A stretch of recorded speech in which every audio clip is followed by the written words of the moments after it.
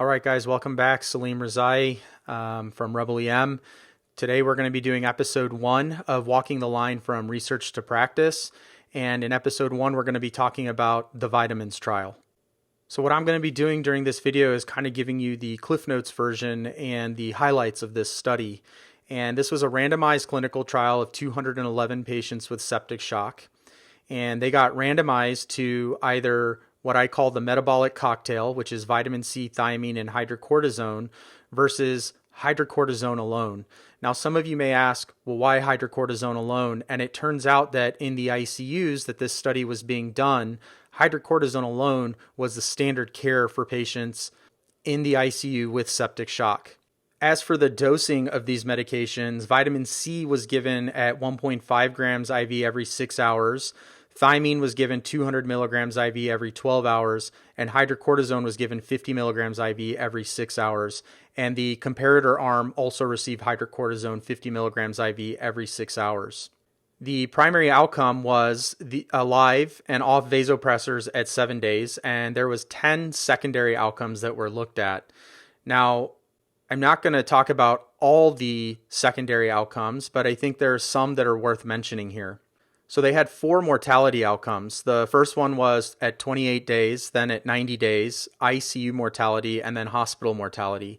They also included need for mechanical ventilation, need for renal replacement therapy, and then pressor dosing, whether there was a decrease in pressor requirement. The overarching bottom line is that there was no benefit in any of the outcomes, either primary or secondary, with the exception of one, which was a SOFA score, which is a score that we calculate after we've evaluated patients and we've gotten a bunch of labs. And in the patients who received the metabolic cocktail, the SOFA score was significantly lower than the patients who just got hydrocortisone alone. I'm not sure what the clinical applicability of that is. Just because we have a score that's lower doesn't mean that it should change anything that we're doing for our patients.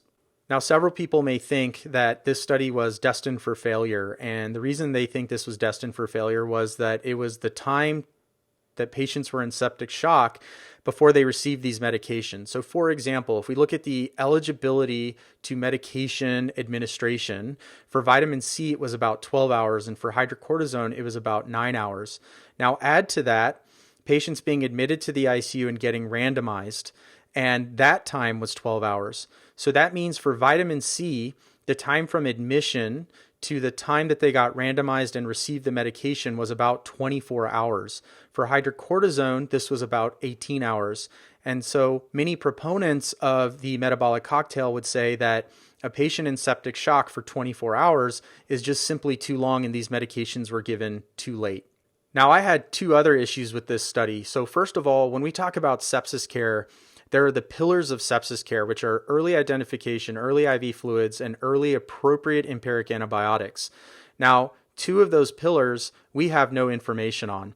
For example, IV fluids. I don't know what type of fluids these patients received. I don't know what type of volume they received. I also don't know how long it took to give those fluids to these patients.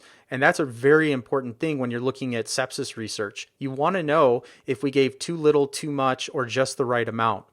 Also, when we talk about antibiotics, I'm not going to get into the door to antibiotics issue, but I do think most of us would agree that appropriate empiric antibiotics is very important, and I just have no information on that. Now, knowing the authors of this trial, I hope that they did follow evidence-based guidelines and did give the appropriate amount of fluids, and they did give early appropriate antibiotics. But that is just speculation because it's nowhere in the paper and it's nowhere in the supplemental information. Now, there's some really good things about this trial. So first of all, it was a randomized clinical trial. And when we talk about evidence-based medicine and we're looking at levels of evidence and we're talking about before and after studies like the original Paul Merrick study, or we're talking about retrospective observational, or we talk about randomized clinical trials, I think this is the top of the pyramid in terms of quality of evidence. And so we should pay attention to this. The second thing is this was done in 3 different countries. It was done in Australia, New Zealand, and Brazil. And this is great because Brazil is considered a middle-income country, whereas the other 2 are considered high-income countries. And so we can see that in different systems, this still didn't show any difference. And then finally, my favorite thing about this is they didn't weed this down into a very specific population. They just simply said septic shock patients coming in. And that is exactly what I take care of down in the emergency department, septic shock patients. And so this definitely fits that patient population that I'm seeing.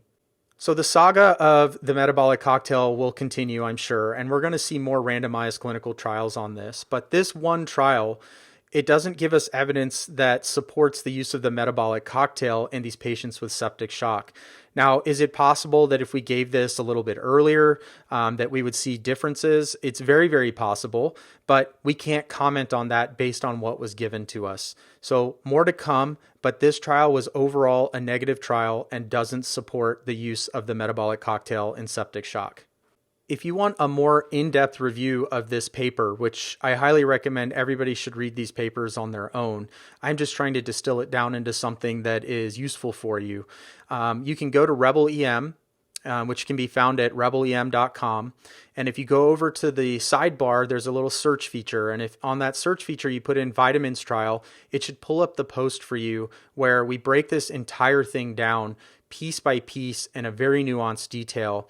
We also have an audio segment where Anand Swaminathan and I kind of sit down and discuss this paper as well. So this is just the Cliff Notes version. Just wanted to give you the bottom line, what they did. Please leave me your thoughts and feedback on this. I really look forward to hearing from others and any stories that you have about metabolic cocktail and whether you agree with this study or if you don't. Until next time.